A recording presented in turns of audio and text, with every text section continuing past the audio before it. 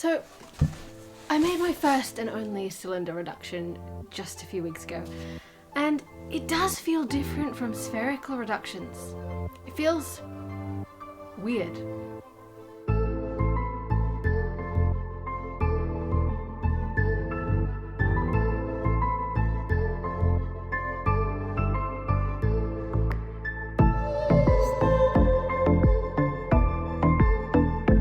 Hi, I'm Jem, an Endmyopia student using Jake Steiner's Endmyopia method to get back to 20/20 vision and life without glasses. It's all based on science, not magic, and if you'd like more information, I'll pop some links in the description down below.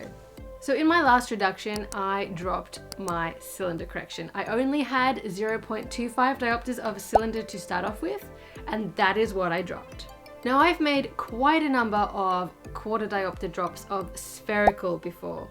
Now, this is all a lot of myopia glasses-y jargon, so let me just give you a quick rundown. If you're short-sighted or nearsighted, same thing, have myopia, then you're going to be wearing spherical diopters that are minus. Diopters sounds like a fancy, big, intelligent word, but it's really just a unit of measurement. I could be saying bananas. So, I'm short-sighted, I need 3 bananas on my eyes in order to see properly. See? Same thing. So don't be afraid of the word diopters. It's not that scary. Just a word, like centimeters. In fact, centimeters has more syllables than diopters, so is technically a scarier word. Anyway, as I was saying, spherical diopters in the negative is what you get if you're short-sighted.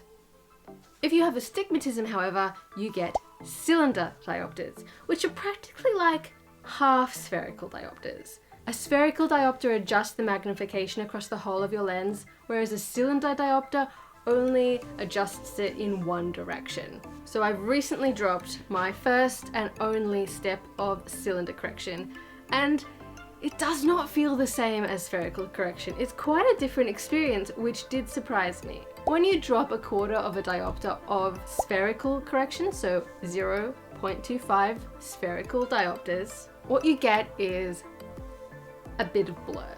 It's not that blur at every distance increases really, at least that's not how it feels. It's that the distance until the blur begins gets just a little bit closer. When I drop my spherical diopters and the blur gets a little bit closer, I can use active focus to clear it up. Depending how far away the object I'm looking at is, I can either clear it up completely or at least clear it up a bit. I can improve the blur. I can make the blur a bit less. And if I haven't cleared it up all the way, my brain will say, still a bit blurry. And that kind of spherical blur can be a little bit annoying. It can be a bit exhausting for your eyes as well. I find that with spherical blur, when my eyes get a bit tired, I might not want to look into the distance so much. I might just want to rest and look at things up close where they're clearer. Sounds pretty standard if you're already on the reduced lens path. Cylinder is a little bit different, I'm finding anyway. Maybe this isn't true for everyone, but it is definitely true for me. The best thing I can liken it to is those pictures. Have you seen them? Where they have a face, where the eyes and the mouth and maybe the nose, I can't remember, have been doubled.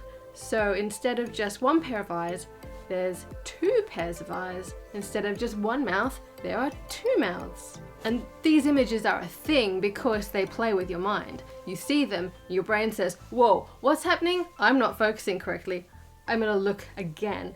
I'm gonna improve my focus and clear that up. And it tries to, and it can't, and it's confusing. Obviously it can't clear it up because it's actually seeing clearly when it's seeing double.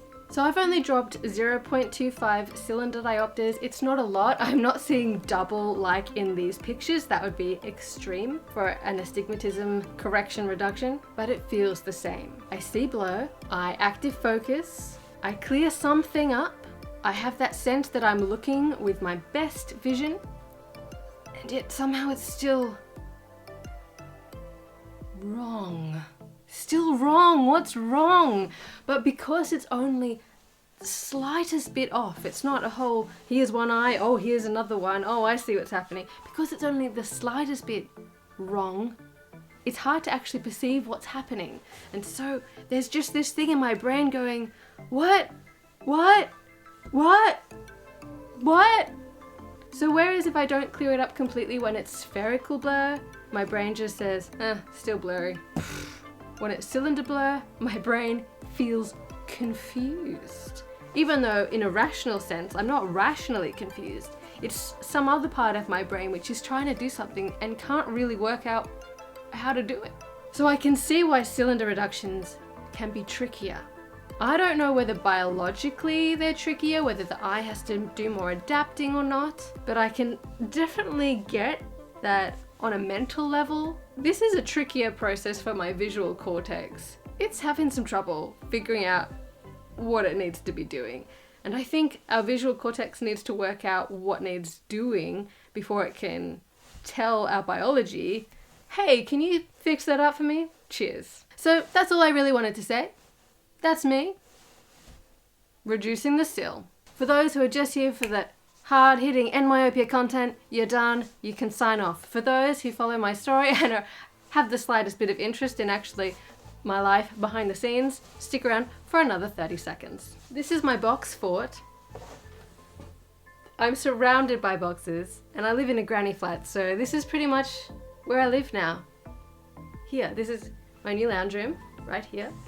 The boxes are here because I am moving. I will be leaving beautiful, beautiful Tasmania, which I love, and moving to the mainland. The removalists come on the 2nd of November to take our stuff away, but we don't move for about 3 weeks after that. So we'll be living for 3 weeks without any stuff.